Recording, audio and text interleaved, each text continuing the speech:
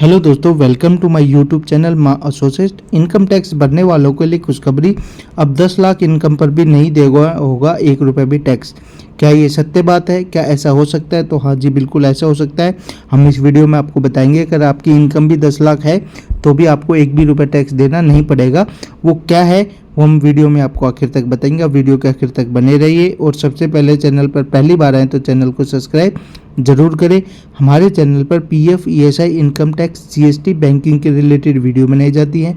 एक बार आप चैनल पर विजिट करें और चैनल अच्छा लगे तो चैनल को सब्सक्राइब जरूर करें। तो चलो चलते हैं हम आज के अपनी टॉपिक पर।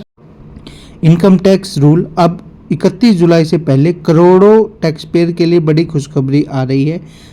आपने हमेशा सुना होगा कि 2.5 लाख रुपए से ज़्यादा कमाने पर इनकम टैक्स भरना पड़ता है, लेकिन अब हम आपको एक ऐसा तरीका बताते हैं जिसमें आपको 10 लाख रुपए तक की इनकम पर भी कोई टैक्स देना नहीं होगा। इनकम टैक्स रिटर्न, जैसा कि आप सभी जानते हैं, आपके पास आईटीआर फाइल करने के जो 3 दिन बाकी थे, ये पहले की वीडियो है, पहले की अपडेट है। लेकिन अभी भी आपको जो है 10 लाख रुपए तक का कोई भी टैक्स नहीं देना पड़ेगा। 31 जुलाई के बाद इनकम टैक्स फाइल करने वालों को 12 जुर्माना पड़ रहा है और पड़ेगा भी। लेकिन आगे के लिए उनके लिए बड़ी खुशखबरी है। 2,50,000 रुपये से ज़्यादा कमाने पर इनकम टैक्स भरना पड़ता है, लेकिन अब हम ऐसा तरीका बताएंगे जिसके आपको 10 लाख रुपए के इन पर भी कोई टैक्स नहीं होगा। वैसे नॉर्मली बात करें तो 5 लाख रुपए तक का टैक्स फ्री है और 7 लाख, न्यू रिज्यूम में 7 लाख। लेकिन उसकी पॉलिसीज हैं, ऐसा नहीं है कि 7 लाख, अगर 7 लाख 1 रुपये भी आपकी इनकम हो जाती है तो फिर 2.5 लाख रुपए से ही टैक्स की कैलकुलेशन स्टार्ट हो जाती है। ऐसा नहीं है कि 7 लाख से स्टार्ट होती है। अगर मैक्सिमम 7 होगी, 7 लाख 1 रुपये भी होता है तो फिर आपकी टैक्स की कैलकुलेशन 2.5 लाख के हिसाब से होनी स्टार्ट हो जाती है। दोस्तों साथियों, आपको बता दो, टैक्स को बचाने के लिए आप सीए या एजेंट के पास जाते हैं, जाना पड़ता भी है। आपको उन्हें कंसल्टेंसी फीस भी देनी पड़ती है। ऐसे में अगर आप इस फीस से बचना चाहते हैं तो आज हम आपको इन नियमों के बारे में बता रहे हैं जिससे आप अपने टैक्स को बड़े आसान तरीके से बचा सकते हो। टैक्स बचाने के लिए हम कुछ फॉर्मूले आपको बताएंगे, कुछ जानकारी आपको देंगे। आप उस हिसाब से इन्वेस्ट करना है तो आप आसान तरीके से आपका टैक्स बचा सकते हैं। वो फॉर्मूले क्या है? नंबर 1, मान लीजिए कि आपकी सालाना इनकम 10,50,000 रुपये है और इनकम टैक्स एक्ट के तहत स्टैंडर्ड एक्ट से क्लेम कर सकते हैं। इसके तहत आप 50,000 रुपये की छूट मिल जाएगी। अब टैक्स स्लैब 10 लाख रुपये बची है। आइए जानते हैं इसे हम कैसे कम कर सकते हैं।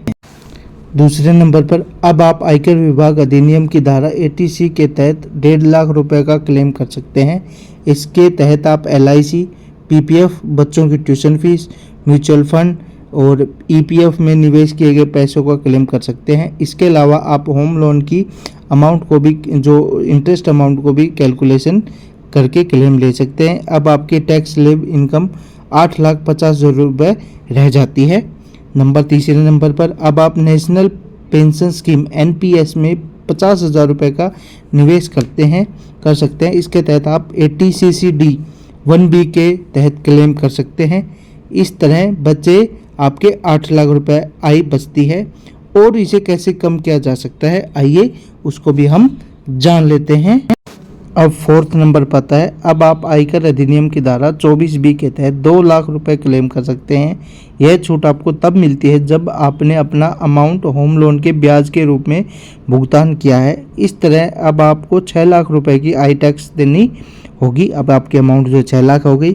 अब आपको 80D के तहत 25,000 रुपये की मेडिक्लेम, हेल्थ क्लेम, जो इंश्योरेंस से क्लेम कर सकते हो। इतना ही नहीं, अगर आप सीनियर सिटीजन माता पिता के हेल्थ इंश्योरेंस खरीदते हैं तो 50,000 रुपये का अतिरिक्त क्लेम ले सकते हैं। इसे आप 75,000 रुपये हेल्थ इंश्योरेंस प्रीमियम को क्लेम कर सकते हैं। अगर आप 25,000 रुपये किसी संस्था या ट्रस्ट को डोनेट करते हैं तो आयकर की धारा 80G के तहत इसे क्लेम किया जा सकता है।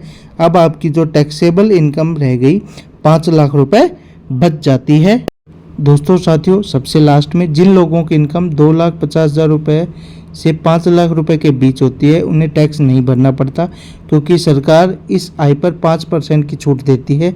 इसके तहत आप 10,50,000 रुपये के टैक्स से बिल्कुल बच सकते हैं। यानी आपकी इनकम जो है 10,50,000 है, फिर भी आपको 0 रुपये टैक्स की पेमेंट करनी पड़ती है। आपका 0 रुपये टैक्स बन जाता है। तो दोस्तों और साथियों, आशा करता हूँ आपको ये वीडियो अच्छी लगी होगी। फिर भी आपको कुछ समझ में नहीं आ रहा, आप हमें कमेंट बॉक्स में कमेंट कर सकते हैं, तुरंत उसका रिप्लाई किया जाएगा।